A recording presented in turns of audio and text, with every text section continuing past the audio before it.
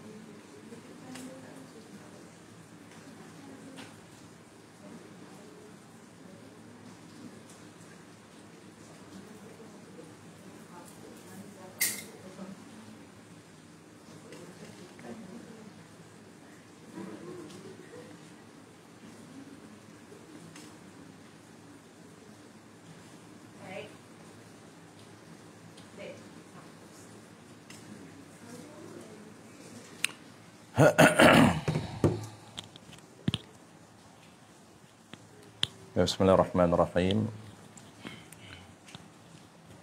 Alhamdulillahirabbil alamin. Wassalatu wassalamu ala asyrafil anbiya'i wal mursalin wa ala alihi wa ashabihi ajma'in.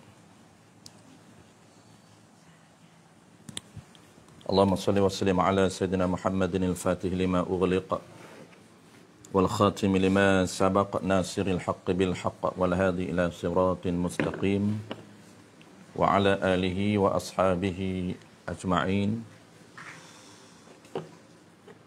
اللهم علمنا ما جهلنا وانفعنا بما علمتنا وجعلنا من المخلصين. وصلى الله على سيدنا محمد وعلى آله وبارك وسلم. الحمد لله رب العالمين. أما بعد. Jadi insyaAllah tuan-puan, malam ni kita akan sharing santai-santai, lebih kurang dalam 20 minit. Kita bual santai saja. Kita akan bincang tuan-puan tajuk yang basic oleh kerana kita santai. Tajuk basic kita nak bincang berkaitan dengan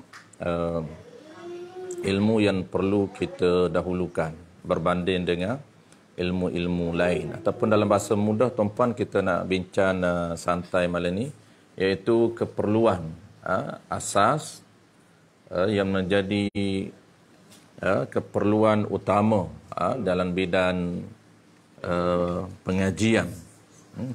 Oleh kerana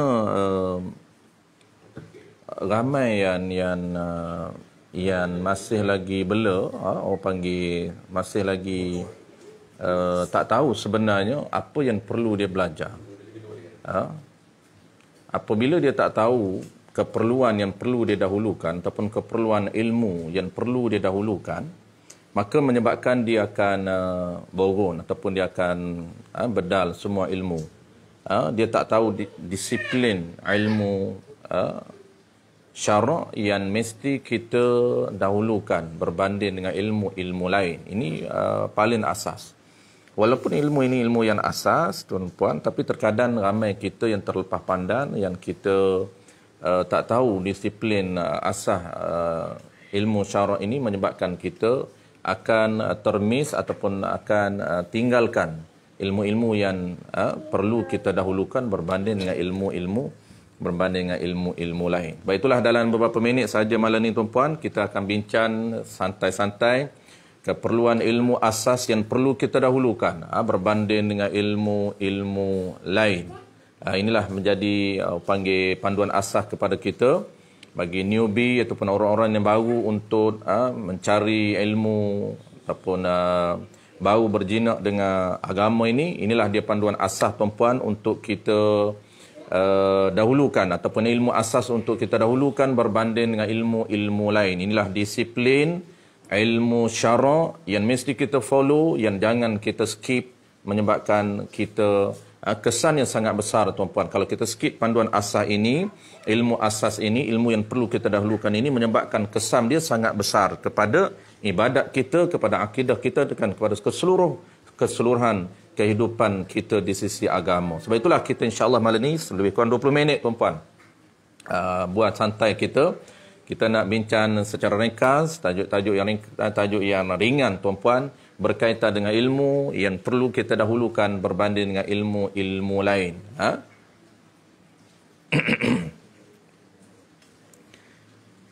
Yang kita akan sebut dalam bahasa mudah tuan-puan, dalam bahasa mudahnya kita panggil ilmu fardu ain.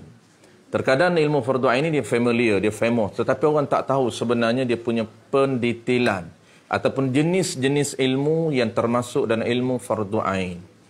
Walaupun ilmu fardu ain kita biasa sebut daripada kecil sampai tua, kita biasa dengar ilmu fardu ain, tetapi kita tak tahu jenis-jenis ilmu fardu ain dan kita tak tahu level dia. Standard mana ilmu fardu ain yang mesti kita cover, yang mesti kita settlekan, kerana menjadi tanggungjawab setiap mukallaf, setiap orang mesti settlekan ilmu asas ini. Baik, itulah malam tuan-puan, secara ringkas saja kita nak sharing berkaitan dengan keperluan ilmu yang mesti kita dahulukan berbanding dengan ilmu lain di dalam agama kita. Kata Imam Ghazali rahimahullah subhanahu wa ta'ala, Imam Ghazali menyatakan akal manusia ini tuan-puan, manusia ini ada beberapa elemen dia. Yang pertamanya ialah fizikal dan yang keduanya ialah rohani ataupun dipanggil sebagai akal. Jadi Allah Subhanahu wa taala cipta manusia ini ada akal ataupun rohani dan yang keduanya ada jasmani. Kedua-dua elemen utama ini tuan-puan, dia ada keperluan asas yang mesti kita kenal.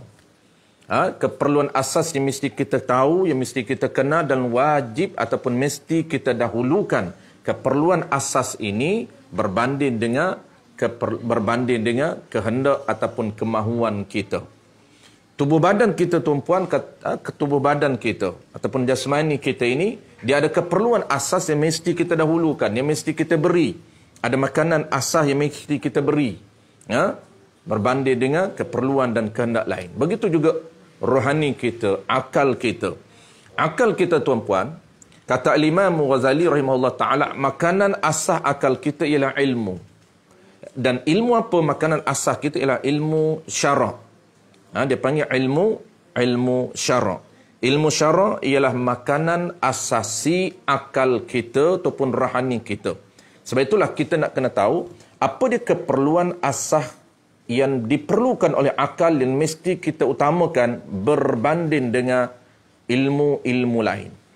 Maka di sinilah penting untuk kita mengetahui jenis-jenis ilmu asas yang diperlukan oleh akal kita yang mesti kita dahulukan berbanding dengan ilmu lain. Sebab itulah tuan-puan selalu kita sebut dan ramai para asatizah kita selalu juga sebut, dahulukan ilmu asas ini ataupun ilmu fardu ain ini, ada 3 jenis ilmu ini berbanding dengan ilmu lain kerana dia merupakan keperluan asasi akal kita.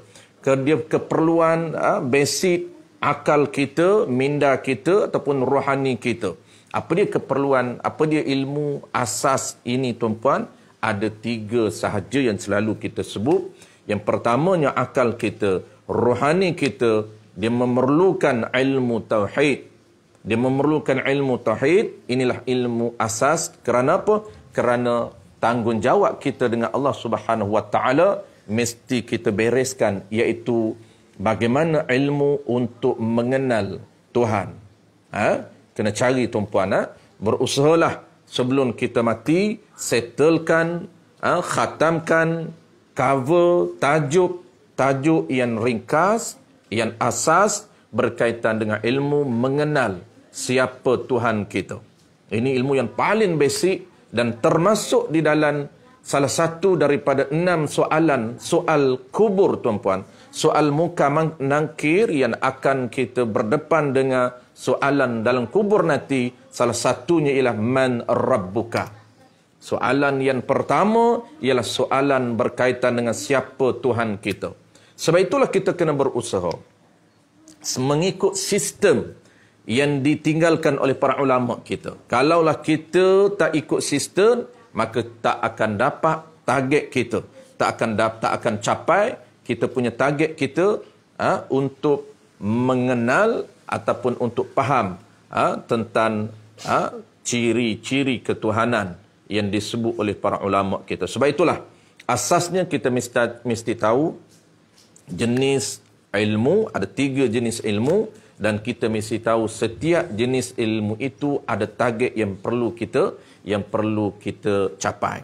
Yang pertama kita sebut tadi, iaitu ilmu yang pertama yang menjadi ilmu asas kepada akal kita yang mesti kita dahulukan, dan dia juga merupakan tanggungjawab kita dengan Allah Ta'ala. Pada yang pertama yang ilmu usuluddin ataupun ilmu aqidah ataupun ilmu tauhid.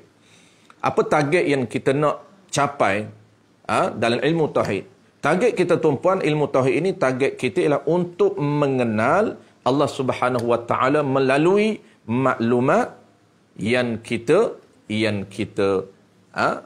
tahu di dalam kitab para ulama kita. Kita ulang sekali lagi tuan-puan, target kita belajar ilmu usuluddin, ilmu tauhid, ilmu akidah ialah untuk mengenal Allah Subhanahu Wa Taala melalui ilmu ataupun pengetahuan berkaitan dengan ciri ketuhanan yang ditadwinkan oleh para ulama kita dalam modul kitab usuluddin.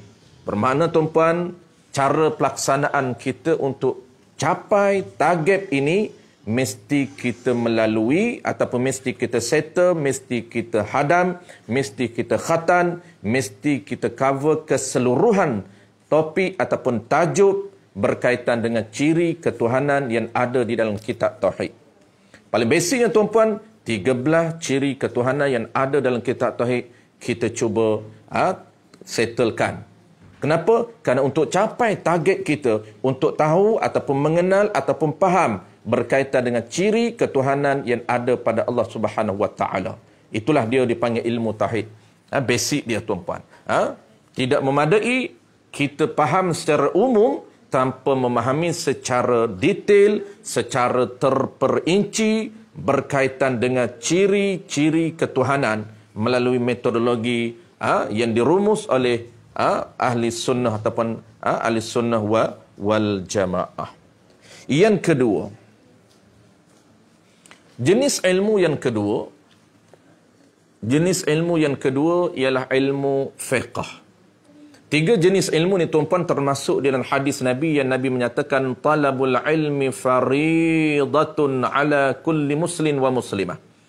Yang Nabi menyatakan al-ilmu faridatun. Talabul ilmi faridatun. Menutup ilmu ataupun mencari ilmu faridatun. Faridatun ini iaitulah sangat dituntut. Faridah sangat wajib. Kenapa ada terjemah sangat? Kerana faridatun, tak pada faridun itu bukanlah tak taknis. Kalau kita belajar ilmu nahwu, maka di sini bukan tak taknis tetapi tak takkid lil mubalaghah.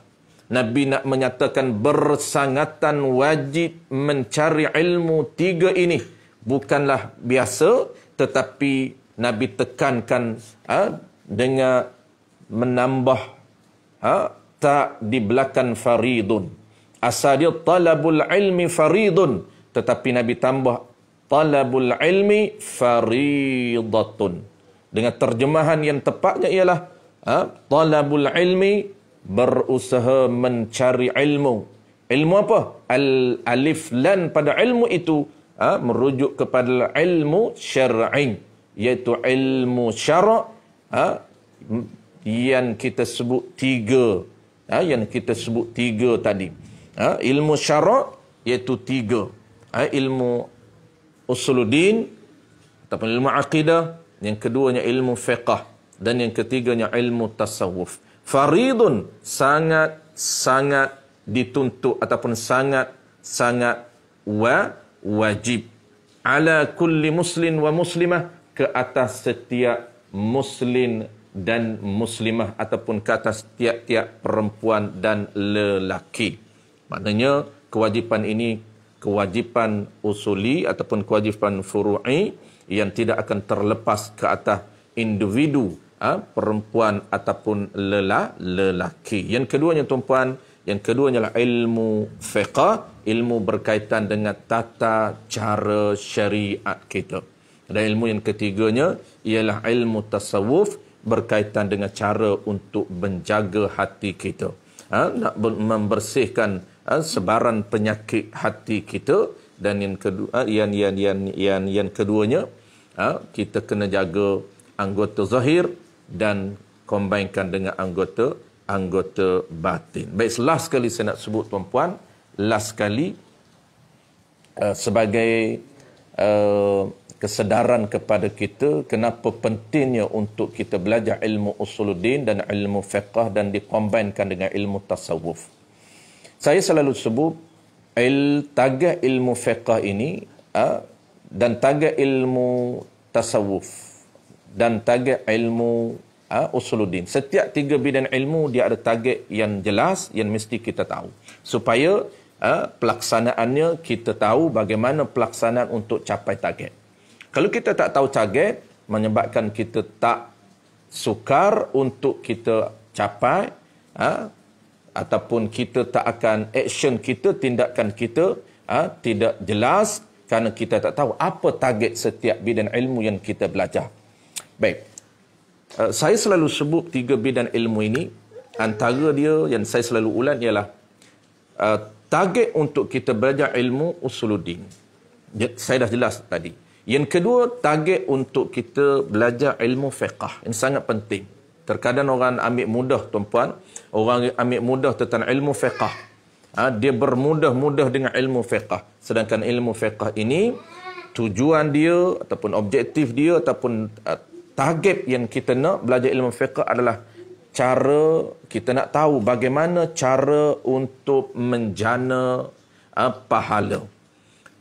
Kita dah tahu tujuan hidup kita di dunia ini adalah untuk mencari pahala seoptimal yang mungkin. Maka cara untuk mencari pahalanya ialah melalui panduan ilmu fiqh. Kalaulah kita skip ilmu fiqh, menyebabkan setiap tindakan kita tidak akan menghasilkan pahala. Bahkan yang paling bahayanya ialah akan menyebabkan kesalahan, dosa yang akan diganjarkan oleh Allah Subhanahu Wa Taala kepada kita. Sebab itulah setiap perbuatan kita, percakapan kita dan gerak-geri kita, dia akan ada dua benda pertimbangan di sisi Allah Subhanahu Wa Taala, sama ada benda itu berpahala ataupun perbuatan kita itu akan diganjarkan dosa di sisi Allah Subhanahu Wa Taala, ataupun satu lagi dia panggil harus, tidak ada pahala dan tidak ada dosa.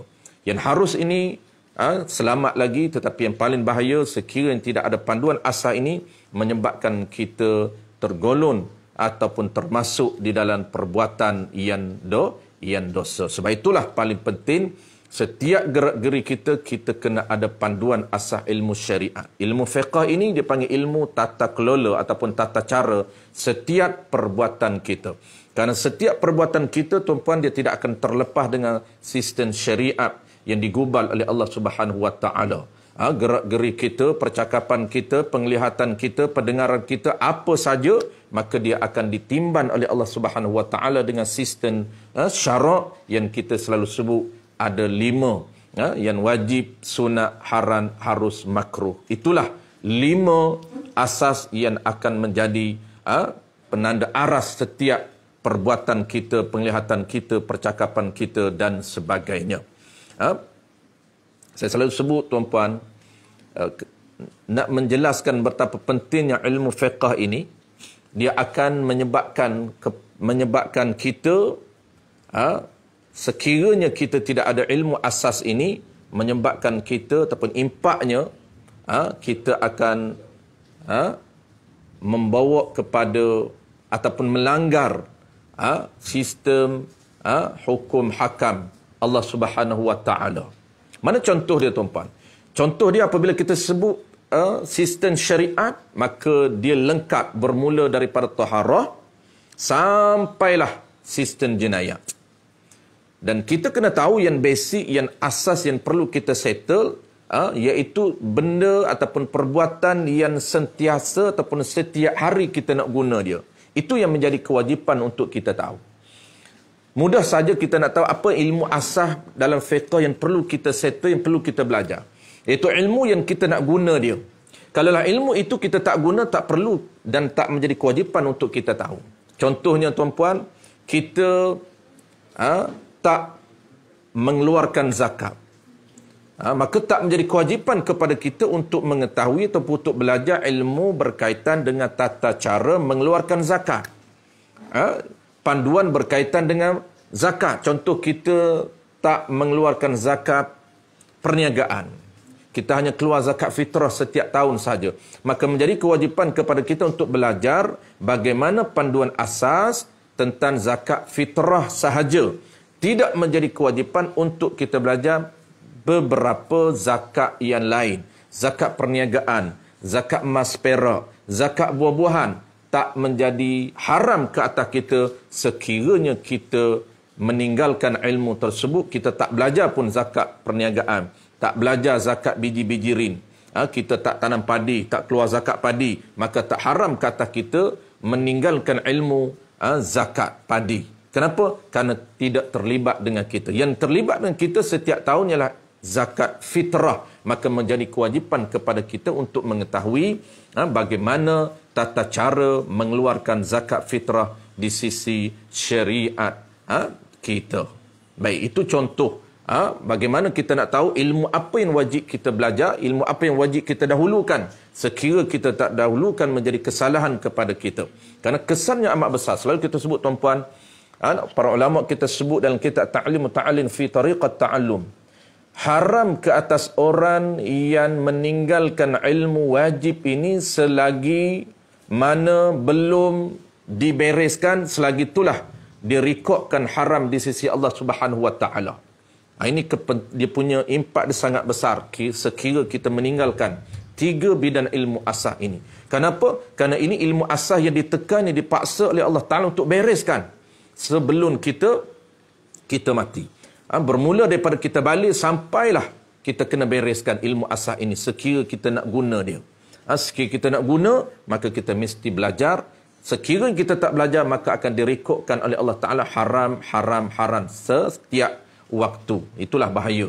Setiap masa ada rekod haram selagi mana kita tak bereskan ilmu asas ini. Contoh-contoh, kita meninggalkan setiap hari kita nak solat, maka wajib kepada kita, menjadi kewajipan bukan sunat, tapi wajib untuk kita mencari ilmu berkaitan dengan tata cara, tata kelola, mendirikan sembahyang dengan sempurna di sisi syariat. Ada berapa terma dan syarat di sisi syariat sembahyang kita ini diterima oleh Allah Ta'ala. Ada syarat sah dia, dan ada syarat wajib dia, dan ada perkara batal. Itu komponen di dalam sembahyang. Untuk lengkap sembahyang ini, ibadat sembahyang ini baru diterima oleh Allah Ta'ala. Maka kita tinggalkan, kita tak ambil peduli, tetapi kita solat, maka menyebabkan kita direkodkan oleh Allah Ta'ala kesalahan, meninggalkan mencari ilmu tentang sembahyang. Kerana apa? Kerana kita diwajibkan mendirikan sembahyang setiap hari. Itulah contoh jenis ilmu fardu ain yang diwajibkan kita mengambil tahu. Contoh yang kedua, contoh pertama sembahyang. Contoh pertama zakat. Contoh kedua, kita beri sembahyang. Zakat, tak semua zakat dia wajib belajar. Sembahyang wajib dia mengambil tahu. Kenapa? Kerana sembahyang wajib 5 waktu ini wajib dia mendirikan. Setiap hari 5 waktu wajib dia mendirikan solat.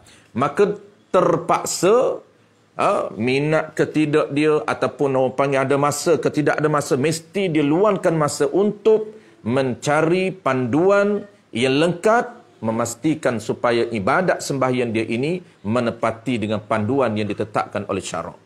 Contoh yang ketiga. Baik, contoh yang ketiga. Contoh ketiga, ibadat kita tinggalkan. Selesai ibadat, sembahyang, zakat, puasa, haji. Haji tak wajib dia belajar selagi mana dia tak nak pergi. Ketika mana dia get ready nak pergi, barulah dia wajib belajar tata cara mengerjakan haji.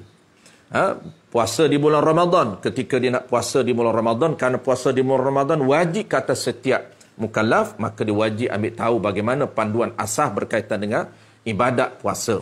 Barulah Allah Ta'ala terima puasa dia. Contoh yang keempat. Pertama, zakat. Yang kedua, sembahyang. Yang ketiga lah kita ambil yang ketiga. Kita puasa dan zakat, puasa dan haji kita tinggalkan. Yang ketiga ni apa dia? Contoh yang ketiga ini, kita tahu dia punya komponen syariat kita bermula dengan ibadat, yang kedua muamalat, yang ketiga munakahat, yang keempatnya adalah sistem kenegaraan ataupun jenayat. 4 komponen ini lengkap sistem syariat yang dibawa oleh Nabi kita. Yang pertama, kita ibadat. Settlekan ibadat yang asas, bukan semua ibadat. Ibadat yang asas. Yang kedua apa dia? Yang kedua yang menjadi kewajipan kepada kitanya ialah dipanggil muamalat.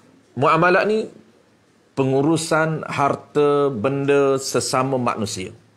Maka apa yang wajib kita ambil tahu? Benda muamalat ni dia terlampau luas. Lebih kurang 20 lebih topik yang dikumpulkan oleh para ulama kita. Maka dalam 20 lebih itu, topik mana yang menjadi kewajipan untuk kita ambil tahu?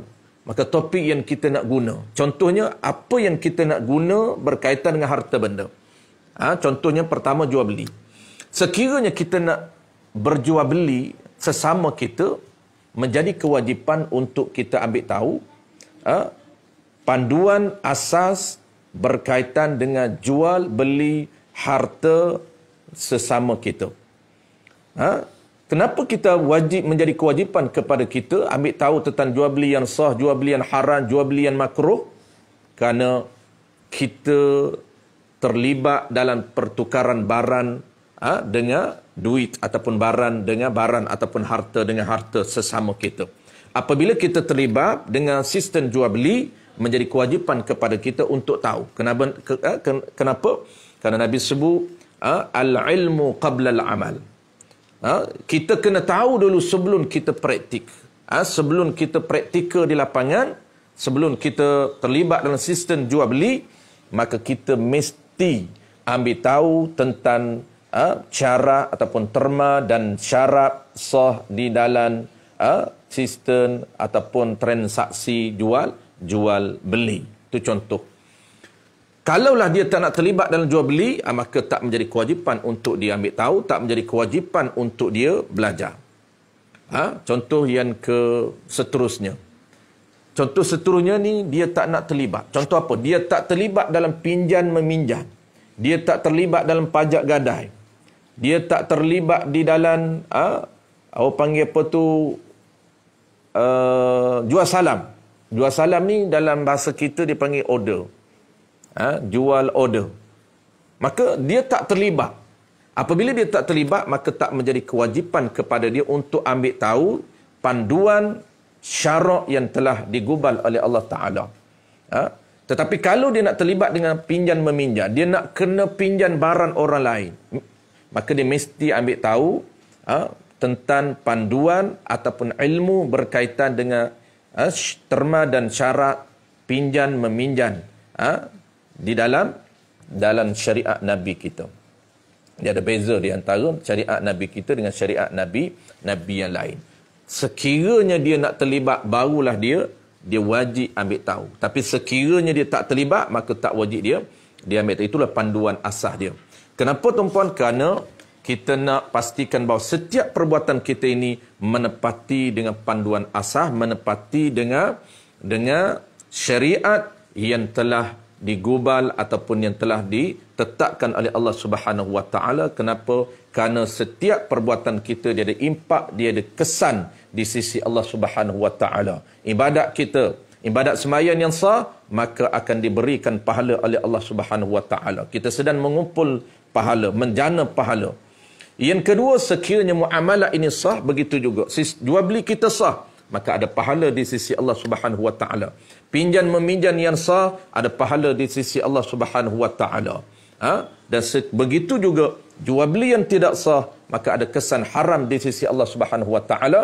Bukan saja haram, tetapi kita tidak dibenarkan oleh Allah Subhanahu Wa Taala untuk menggunakan harta yang ditukar, yang tidak dibenarkan oleh Allah Ta'ala. Dipanggil pertukaran jual beli yang tidak sah, maka kesan dia haram dan kesan dia barang tersebut tidak boleh digunakan dan tidak boleh ditasarruf ataupun tidak boleh kita nak hadiahkan ataupun hebah ataupun berikan kepada orang lain. Itu kesan yang besar dalam sistem muamalah yang tidak sah. Begitulah contoh-contoh yang lain. Baik, sekadar itulah kita nak bincang malam ini, lebih kepada kita nak bina kesedaran di kalangan newbie, di kalangan orang-orang yang baru nak belajar. Maka itulah dia punya formula, dia punya panduan asas. Keperluan asas kita kena tahu, keperluan asas ilmu yang mesti kita dahulukan. Dan kita sebut ada 3 jenis ilmu, dan setiap topik itu, bukan semua topik dalam 3 jenis ilmu itu mesti kita cover, bahkan topik-topik yang asas sahaja yang perlu kita guna, yang kita nak guna saja, yang kita mesti settlekan. Wallahu a'lam bissawab. Terima kasih banyak kepada tuan-puan yang bersama-sama kita tuan-puan malam ni secara santai-santai. Terima kasih banyak yang join live kita malam ni. Mudah-mudahan kita diberikan keberkatan umur, keberkatan ilmu tuan-puan. Saya selalu sebut keberkatan ilmu itu sangat penting. Biarlah kita belajar sedikit, tetapi berkat ilmu kita, berkat itu penting. Kenapa? Kerana ilmu yang berkat ini ilmu yang boleh kita amal dan ilmu yang boleh orang lain tumpan kita. Itu keberkatan ilmu sangat penting. Berkat ilmu sangat penting. Kenapa? Kerana kita mampu untuk beramal. Kalau ilmu yang kita tak mampu beramal, itu ilmu yang tidak berkat walaupun kita ada. Dan ilmu yang keberkatan ilmu ini juga orang lain, orang lain boleh menumpan ilmu yang ada pada kita, boleh orang lain menumpan manfaat yang Allah berikan kepada kita. Wallahu a'lam bissawab. Terima kasih tim GSP Gen Surau Putrajaya. Mudah-mudahan kita diberikan kekuatan oleh Allah Subhanahu Wa Taala untuk meneruskan, untuk menyebarkan ilmu, beramal dan sebarkan ilmu kepada orang lain. Dan mudah-mudahan kita akan kembali, Allah akan berikan kepada kita untuk kembali beraksi secara fizikal selepas PKPB ini berakhir. Mudah-mudahan tuan-puan doakan kita PKPB ini berakhir awal ataupun selewat-lewatnya 6 hari bulan ni, dan kalau awal lagi bagus, mudah-mudahan kita boleh kembali berkuliah seperti biasa, bertalaki seperti biasa. Kerana itulah kerja utama tuan-puan di sisi Allah Subhanahu Wa Taala. Adapun kerja dunia ini adalah kerja sampingan, dan pastikan urusan dunia kita juga termasuk urusan akhirat. Nak pastikan urusan dunia termasuk urusan akhirat tuan-puan, pastikan urusan dunia yang berpahala. Maka nak tahu urusan dunia berpahala, mesti ada ilmu. Ilmu fardu ain, ilmu asas saja yang boleh create daripada dunia itu menjadikan pahala. Itu penting tuan-puan. InsyaAllah kita bincang lain kali bagaimana cara untuk jadikan kegiatan dunia kita, bisnes kita menjadi urusan akhirat. Profession harian tuan-tuan, kerjaya apapun profession tuan-puan, kita boleh create supaya dia jadi ibadat. Ini penting, inilah perlu kepada ilmu asas. Wallahu a'lam bissawab. Bismillahirrahmanirrahim. Alhamdulillahirabbil alamin. Wassalatu wassalamu ala asyrafil anbiya'i wal mursalin wa ala alihi wa ashabihi ajma'in. Allahumma faqihna fid din wa 'allimna at-ta'wil waj'alna minal ulama'il 'amilin waj'alna minal mukhlisin wa sallallahu ala sayyidina Muhammad wa ala alihi wa baraka wasallam walhamdulillahi rabbil alamin.